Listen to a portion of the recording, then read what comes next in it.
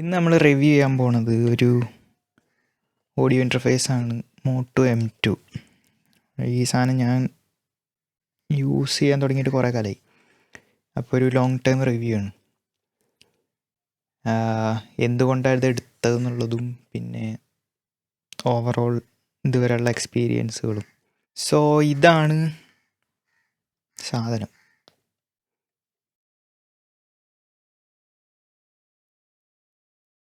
എൻ്റെ വർക്കുകൾക്ക് ഇപ്പോൾ എന്ന് വെച്ച് കഴിഞ്ഞാൽ മെയിനായിട്ട് പ്രൊഡക്ഷനും മിക്സിങ്ങാണ് ഏറ്റവും കൂടുതൽ ഫോക്കസ് ചെയ്യുന്നത്. സോ പ്രൊഡക്ഷൻ എന്ന് പറയുമ്പോൾ അധികവും ഈ programming style computerised electronic production kind of സാധനങ്ങളായിരുന്നു ചെയ്യണത്. അപ്പോൾ ഒരുപാട് റെക്കോർഡിങ്ങും റിയൽ ലൈവ് ഇൻസ്ട്രുമെൻറ്റ്സ് റെക്കോർഡ് ചെയ്യുക അങ്ങനത്തെ പരിപാടികളൊന്നുമില്ല. സോ ഞാൻ ഈ ഓഡിയോ ഇൻ്റർഫേസ് എടുക്കണം എന്നുള്ള ഒരു ആഗ്രഹം വന്ന സമയത്ത് എൻ്റെ ഉദ്ദേശം എന്ന് പറഞ്ഞു കഴിഞ്ഞാൽ ജസ്റ്റ് ആ ഒരു DTO കൺവേർഷൻ മാത്രമായിരുന്നു. എന്ന് വെച്ചാൽ എല്ലാവരും പറയുന്നത്, ഞാൻ ആദ്യം ലാപ്ടോപ്പിൻ്റെ ഔട്ടിലായിരുന്നു ഡയറക്റ്റ് ഹെഡ്ഫോൺ കുത്തിയിട്ടിട്ട് വർക്ക് ചെയ്തുകൊണ്ടിരുന്നു. അപ്പോൾ ആ സമയത്ത് ഇങ്ങനെ ഓഡിയോ ഇൻ്റർഫേസ് വേണം, എന്നാലേ കറക്റ്റ് ക്വാളിറ്റിയിൽ മനസ്സിലാവുള്ളൂ എന്നൊക്കെ പറഞ്ഞപ്പോൾ എനിക്ക് ആഗ്രഹം എന്ന് പറഞ്ഞു കഴിഞ്ഞാൽ ഏറ്റവും പ്രീമിയം DTO കൺവേർഷൻ കിട്ടണം എന്നാണ്. എനിക്ക് ഏറ്റവും ക്ലീനായിട്ട് കേൾക്കണം. അപ്പോൾ DTO കൺവേർഷനാണ് ഞാൻ കൂടുതൽ ഫോക്കസ് ചെയ്തത്. പക്ഷേ നിങ്ങൾക്ക് അറിയുണ്ടാവും, നിങ്ങൾ ഈ ഓഡിയോ ഇൻ്റർഫേസ് മെയിനായിട്ട് ഈ ബഡ്ജറ്റ് ഓഡിയോ ഇൻ്റർഫേസുകളിലൊക്കെ നോക്കിക്കഴിഞ്ഞാൽ ആ കമ്പനി ഏറ്റവും കൂടുതൽ പ്രൊമോട്ട് ചെയ്യണ അതിൻ്റെ പ്രീആംബ് ആയിരിക്കും മിക്കവാറും കേസിൽ. അതിൻ്റെ പ്രീആംബ് കൺസോൾ ഗ്രേഡ് പ്രീആംബാണ്, ആ കൺസോളിൽ യൂസ് ചെയ്ത പ്രീആംബാണ്, അങ്ങനെ എങ്ങനെയെന്ന് പറഞ്ഞിട്ട് ക്ലീൻ പ്രീആംബ്, നോയ്സ് ഇല്ല, അങ്ങനെ എങ്ങനെയെന്ന് പറഞ്ഞിട്ട് എല്ലാത്തിനും അധികവും പ്രീആംബിനെയാണ് ഏറ്റവും കൂടുതൽ ഇമ്പോർട്ടൻസ് കൊടുക്കുക. പിന്നെ സ്റ്റുഡിയോ ക്വാളിറ്റി കൺവേർട്ടേഴ്സ് എന്ന് ജസ്റ്റ് പറയും. അല്ലാതെ DTO കൺവേർഷനെ പറ്റിയിട്ട് അധികം പറഞ്ഞു കേട്ടിട്ടില്ല അധികം ഇൻ്റർഫേസുകൾ. അപ്പോൾ ഒരു സ്റ്റേജിൽ ഞാൻ ഈ audio file class DTO conversion മാത്രമായിട്ട് വാങ്ങിയാലോ എന്നൊക്കെ ആലോചിച്ചിട്ടുണ്ടായിരുന്നു. കാരണം എനിക്കൊരു ഹെഡ്ഫോൺസും ഇനിയിപ്പോൾ മേ ബി അപ്ഡേറ്റ് ചെയ്യുമ്പോൾ ഒരു സ്പീക്കറും കണക്ട് ചെയ്യണം എന്നായിരുന്നു അന്നത്തെ ഉദ്ദേശം. സോ ഹെഡ്ഫോൺ ഔട്ട് കിട്ടുന്ന ഒരു നല്ല ഇൻ്റർഫേസ് അതായിരുന്നു എൻ്റെ ഉദ്ദേശം. അപ്പം അങ്ങനെ ഞാൻ കുറേ കാലം വെയിറ്റ് ചെയ്ത് അത് നോക്കി ഇത് നോക്കി ഏറ്റവും അടിപൊളി ക്വാളിറ്റി ഉള്ള കാർഡ് കിട്ടണം എന്ന് എനിക്ക് ഭയങ്കര ഇമ്പോർട്ടൻ്റ് ആയിരുന്നു. എന്ന് വെച്ച് കഴിഞ്ഞാൽ എനിക്ക് അഫോർഡ് ചെയ്യാൻ പറ്റുന്ന ഏറ്റവും അടിപൊളി ക്വാളിറ്റി. അങ്ങനെ ഈ MOTU M2 ഇറങ്ങിയപ്പോൾ അതിൻ്റെ ഈ സ്പെക്കും റിവ്യൂ ഒക്കെ കണ്ടപ്പോൾ ഇത് ഭയങ്കര അട്രാക്റ്റീവായിട്ട് തോന്നി. സോ ഞാനിത് ചൂസ് ചെയ്ത്. എനിവേ ഇതിൻ്റെ റിവ്യൂ പറയുകയാണെന്നുണ്ടെങ്കിൽ MOTU M2 ഉണ്ട്, M4 ഉണ്ട്, സെയിം സീരീസിലുള്ളത്. MOTU M2 എന്ന് പറഞ്ഞു കഴിഞ്ഞാൽ 2 ഔട്ട്, ഈ ഔട്ട് സെയിം തന്നെയാണ്. RCA ഔട്ടുണ്ട്, TRSൻ്റെ ഔട്ടുണ്ട്, രണ്ടും ഒരേ ടൈമിൽ വരുന്ന ഔട്ടാണ്, അല്ല സെപ്പറേറ്റ് ഔട്ടല്ല. പിന്നെ MIDI ഇൻ ഔട്ടുണ്ട്, ഒരു USB-C കേബിളാണ് ഇതിനകത്ത് യൂസ് ചെയ്യുന്നത്. പക്ഷേ USB 2.0 തന്നെയാണെന്നാണ് എൻ്റെ അറിവ്. പിന്നെ ഇതിനകത്ത് പവർ സ്വിച്ച് ഉണ്ട്, ഒരു അടിപൊളി ഫീച്ചറാണ്. പിന്നെ ഹെഡ്ഫോൺസിൻ്റെ വോളിയം കൺട്രോള്, മെയിൻ വോളിയം, ഒരു ഡിസ്പ്ലേ ഉണ്ട് ഇൻപുട്ട് ഔട്ട്പുട്ടൊക്കെ കാണിച്ചു തരാൻ. ഫുള്ളി ഡിജിറ്റൽ ഡിസ്പ്ലേ ആണ്, അത്യാവശ്യം നല്ലപോലെ ലെവലും കാര്യങ്ങളൊക്കെ മനസ്സിലാവും. പിന്നെ 2 പ്രീആംബ് ഉണ്ട്, രണ്ടിനും സെപ്പറേറ്റ് മോണിറ്റർ, ഇതും സെപ്പറേറ്റ് 48 ഫാൻറ്റം പവറും കാര്യങ്ങളൊക്കെ ഉണ്ട്. സോ ബേസിക്കലി ഒരു ബേസിക് ഇൻ്റർഫേസാണ്. പക്ഷേ ഇതിൻ്റെ മെയിനായിട്ട് ഇത് ഡിസൈഡ് ചെയ്യാനുള്ള കാരണം ഇതിൻ്റെ സ്പെക്കാണ്. DTO കൺവേർഷനൊക്കെ അത്യാവശ്യം ഹൈ എൻഡാണ്. ചില എനിക്ക് തോന്നുന്നത് മറ്റേ UAD അപ്പോളോ ട്വിന്നോ അതിനേക്കാളൊക്കെ സ്പെസിഫിക്കേഷൻ വെച്ചിട്ട് അതിനെക്കാട്ടും നല്ല DTO ഇതിനകത്താണെന്ന് തോന്നുന്നുണ്ട്. എനിക്ക് തോന്നുന്നുണ്ട്, ഞാൻ അതിൽ ഉറപ്പില്ലേ, ഞാൻ അന്നങ്ങാണ്ട് നോക്കിയിട്ട് ഇങ്ങനെ ഓർത്ത എന്തോ ഒരു കാര്യമാണ്. എനിവേ അപ്പോൾ DTO കൺവേർഷൻ്റെ കാര്യം കൊണ്ടാണ് ഞാൻ മെയിനായിട്ട് ഇതെടുത്തത്. പിന്നെ എനിക്ക് സ്റ്റെൽത്ത് ഡിസൈൻ ഇഷ്ടമായി, ഫുൾ ബ്ലാക്ക് എന്നുള്ളത്. പിന്നെ ആ ഡിസ്പ്ലേ എനിക്ക് വേറെ ഒന്നിനും അങ്ങനെ കണ്ടില്ലല്ലേ, ബഡ്ജറ്റ് ഇൻ്റർഫേസുകളിൽ, അപ്പോൾ അതും ഇഷ്ടമായി. അങ്ങനെ പിന്നെ ഈ സ്വിച്ചും എനിക്ക് ഇഷ്ടപ്പെട്ടൊരു കാര്യമാണ്. ഇങ്ങനെ ആവശ്യമില്ലാത്തപ്പോൾ ഓഫാക്കിയിടാൻ, അല്ലെങ്കിൽ മറ്റേ USB പവർ വന്നു കഴിഞ്ഞാൽ എപ്പോഴും ഇങ്ങനെ ലൈറ്റ് കത്തുകയല്ല, അങ്ങനെ ഉള്ളതിനെക്കാട്ടും ഓഫാക്കിയിടാനുള്ള ഓപ്ഷൻ ഉള്ളത് നൈസായിരുന്നു. സോ എൻ്റെ ഉദ്ദേശം എന്ന് പറഞ്ഞു കഴിഞ്ഞാൽ ഹെഡ്ഫോൺസ് പവർ ചെയ്യാമെന്നായിരുന്നു മെയിനായിട്ട്. അപ്പോൾ ഏറ്റവും ഞാൻ പറഞ്ഞ ഒരു സ്പെക്ക് നോക്കിയിട്ടാണ് ഇതെടുത്ത്. അപ്പോൾ D2A കൺവേർഷൻ്റെ വൻ നൂലാമാലകളും സ്പെക്കും കാര്യങ്ങളൊക്കെ നോക്കിയപ്പോൾ ഇതിന് അത്യാവശ്യം നല്ല സ്പെക്ക് ഉണ്ട്. എന്നുവെച്ചാൽ 124 dB ഡൈനാമിക് റേഞ്ചോ അങ്ങനെ എന്തൊക്കെയോ 1 ലെവൽ സാധനങ്ങളൊക്കെ ഉണ്ടായിരുന്നു. അപ്പോൾ ഞാൻ ചാടി വീണ്. അപ്പോൾ ഈ സ്പെക്കൊക്കെ നമുക്ക് കേൾക്കാൻ പറ്റുമോ എന്നുള്ളത് നല്ലൊരു ചോദ്യമാണ്. ഞാൻ മുമ്പൊരു വീഡിയോയിൽ പറഞ്ഞിട്ടുണ്ടായിരുന്നു, ഒരു ഓഡിയോ ക്വാളിറ്റി ബുൾഷിറ്റ് എന്നൊക്കെ പറഞ്ഞിട്ട് ആൾക്കാർ വെറുതെ ഈ ഇൻ്റർഫേസിൻ്റെ ക്വാളിറ്റി എന്നൊക്കെ പറഞ്ഞിട്ട് ഓവറായിട്ട് എക്സ്പെക്റ്റ് ചെയ്യണതും പറയുമ്പോൾ എക്സാജറേറ്റ് ചെയ്ത് പറയണതിനെ പറ്റിയിട്ടൊക്കെ. എന്നുവെച്ചാൽ കൺവേർഷൻ ക്വാളിറ്റി ഭയങ്കരമായിട്ട് ആൾക്കാർ പറയും. ഇപ്പോൾ ഹൈ എൻഡൊക്കെ ഭയങ്കരമായിട്ട് ഇങ്ങോട്ട് ഇതായി രാത്രിയും പകലും പോലുള്ള ഡിഫറൻസാണ്, അങ്ങനെ പലതും പറയുക. പക്ഷേ കുറേയൊക്കെ പ്ലസീബോ ആണ്. അത് അന്ന് വീഡിയോയിൽ ഞാൻ ഡിസ്കസ് ചെയ്തിട്ടുണ്ടായിരുന്നു അതിൻ്റെ കാര്യങ്ങളൊക്കെ.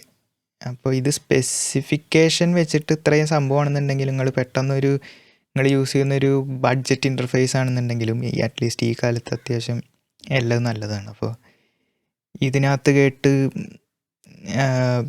പെട്ടെന്ന് ഒരു ഇതിനകത്ത് കേട്ട് കഴിഞ്ഞാൽ അങ്ങോട്ട് ഭയങ്കര ഞെട്ടിത്തെറിച്ച് പോകണം, അങ്ങനെ ഓഡിയോ ക്വാളിറ്റിയിൽ ഡിഫറൻസ് ഒന്നും അറിയില്ല.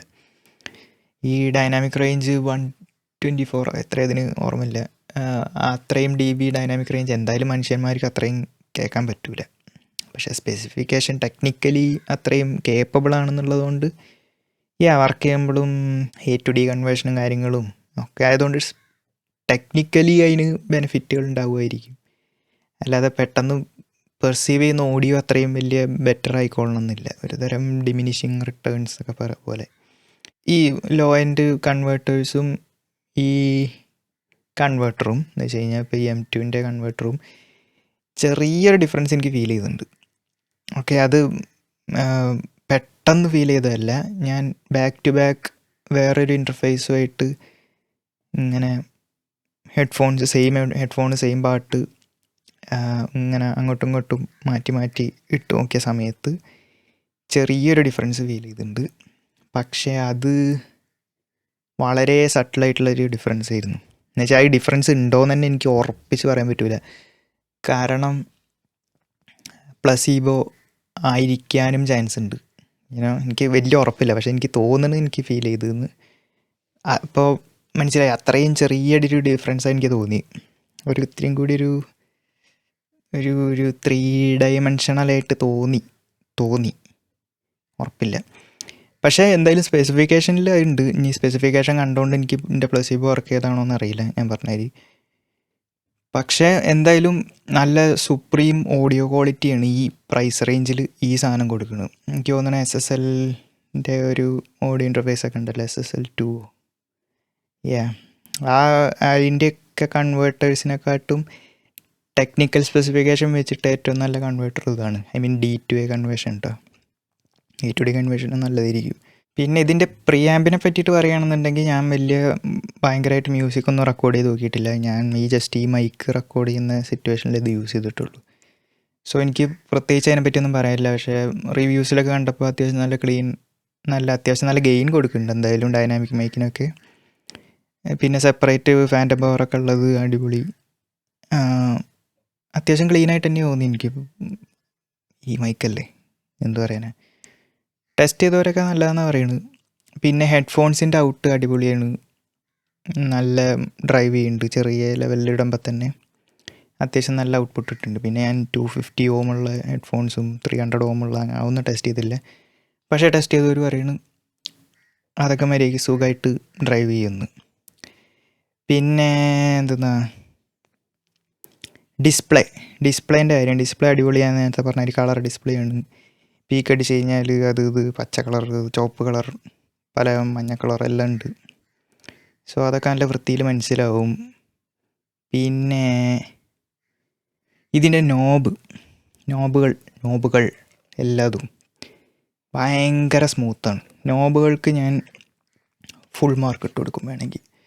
കാരണം അടിപൊളി നോബാണ്. ഫീല് ഈ മെറ്റൽ നോബാണ്, ഒരു ഗ്രിപ്പൊക്കെ ഉണ്ട്, മറ്റേ ഡംബൽസിലൊക്കെ ഉള്ള പോലെ പൊളി ഫീലാണ്. എന്നുവെച്ചാൽ ബട്ടർ സ്മൂത്താണ് എല്ലതും. ചെറിയ ഗെയിൻ നോബുകളാണെന്നുണ്ടെങ്കിലും മെയിൻ വോളിയം നോബാണെങ്കിലും അങ്ങനെ പ്രിസൈസ് കൺട്രോളുകളും ഒരു പ്ലേ ഒന്നുമില്ല, ജസ്റ്റ് വെച്ച് കൊടുത്തു. പിന്നെ ഇതിൻ്റെ ഡിസ്പ്ലേ ഇപ്പോൾ റീസെൻ്റ്ലി ഞാനിത് യൂസ് ചെയ്തതിൽ തുടങ്ങിയിട്ട് എനിക്ക് തോന്നുന്നു 2020 ഫെബ്രുവരിയിൽ വാങ്ങി യൂസ് ചെയ്ത് തുടങ്ങിയതാണ്. കഴിഞ്ഞ മാസം ഇതിൻ്റെ ഡിസ്പ്ലേ ചില പ്രശ്നങ്ങൾ കാണിച്ചു തുടങ്ങി. ഒരു ബ്ലാക്ക് കളറും കുറേ ലൈനുകളൊക്കെ വന്ന്. അപ്പോൾ പിന്നെ ഞാൻ വേറെ ചില അതിനെ പറ്റിയിട്ട് സെർച്ച് ചെയ്തപ്പോഴാണ് എനിക്ക് മനസ്സിലായത് ഒരുപാട് ആൾക്കാർക്ക് അങ്ങനത്തെ കംപ്ലൈൻറ്റ് ഉണ്ട്. ഡിസ്പ്ലേ പ്രശ്നങ്ങൾ ചിലവർക്ക് വാങ്ങുമ്പോൾ തന്നെ ഡിസ്പ്ലേയിൽ ലൈൻസ് ഉണ്ട്, അങ്ങനെ എങ്ങനെയെന്നൊക്കെ കേട്ടിട്ടുണ്ട്. സോ ഡിസ്പ്ലേ ഒരു വീക്ക് പോയിൻ്റ് ആണെന്ന് തോന്നുന്നുണ്ട് ഇതിൻ്റെ. പക്ഷേ അത് ഇതിൻ്റെ ഉപയോഗത്തിന് വലിയൊരു തടസ്സമൊന്നുമില്ല. യൂനോ ഡിസ്പ്ലേയിൽ വര വീണ് അത് ലുക്ക് വൈസ് കുറച്ച് ഡിസ്റ്റർബ് ചെയ്യുന്നുണ്ടെങ്കിലും സാധനം വർക്കിംഗ് സിമ്പിളാണ്. ഇനിയിപ്പോൾ കുറച്ച് കഴിഞ്ഞ് കഴിഞ്ഞാൽ ഡിസ്പ്ലേ കംപ്ലീറ്റ് പോയി കഴിഞ്ഞാലും സാധനം വർക്ക് ചെയ്യും. കാരണം ഡിസ്പ്ലേ അല്ലല്ലോ ഇതിനകത്ത്. ബാക്കി സ്വിച്ചുകൾക്കൊക്കെ ലൈറ്റ് ഉണ്ട്, അതുകൊണ്ട് എല്ലാം ഡിസ്പ്ലേയിലല്ല അതിൻ്റെ വർക്കിംഗ് ഉള്ളത്. അതുകൊണ്ട് ഡിസ്പ്ലേ കംപ്ലീറ്റ് പോയി കഴിഞ്ഞാൽ നമുക്ക് പ്രത്യേകിച്ചൊന്നും മിസ് ചെയ്യാനൊന്നുമില്ല. ആ ഒരു ഫീച്ചർ മിസ് ചെയ്യും, ലെവൽ കാണാൻ പറ്റുന്നത്. പക്ഷെ വേറെ സീനൊന്നുമില്ല.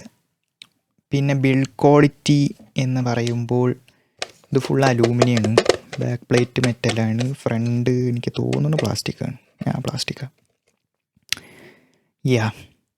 ബിൽഡ് ക്വാളിറ്റി പ്രത്യേകിച്ചൊന്നുമില്ല. ഇതിൻ്റെ മുകളിൽ കയറി നിന്ന് കഴിഞ്ഞാലും ഇതിനൊന്നും പറ്റില്ല. അത്യാവശ്യം നല്ല സോളിഡ് സാധനമാണ്. ഞാൻ ഒരു പ്രാവശ്യം ഊരി നോക്കിയിരുന്നു. പൊളി സാധനമാണ്. ആ കൺസ്ട്രക്ഷൻ അടിപൊളിയാണ്. പിന്നെ ഇതിൻ്റെ ഒരു വേർഷൻ 2 ഇറങ്ങിയിട്ടുണ്ടെന്ന് തോന്നുന്നു. MOTU അങ്ങനെ ഫീച്ചർ അപ്ഡേറ്റ് അല്ല, ഇതിൻ്റെ D2A കൺവേർഷൻ മാറി. പിന്നെ എന്തൊക്കെയോ എക്സ്ട്രാ സ്ക്രൂവോ അങ്ങനെ എന്തൊക്കെയോ ചെറിയൊരു വ്യത്യാസം വെച്ചിട്ട് ഒരു റിവിഷൻ ചേഞ്ച് പോലെ ഒന്ന് ഇറങ്ങിയിട്ടുണ്ടായിരുന്നു ഇതിന് ശേഷം. എൻ്റെ അടുത്തുള്ള ഫസ്റ്റ് റിവിഷനാണ്. അതൊക്കെയാണ് ഈ ഇൻ്റർഫേസിനെ പറ്റി പറയാനുള്ളത്.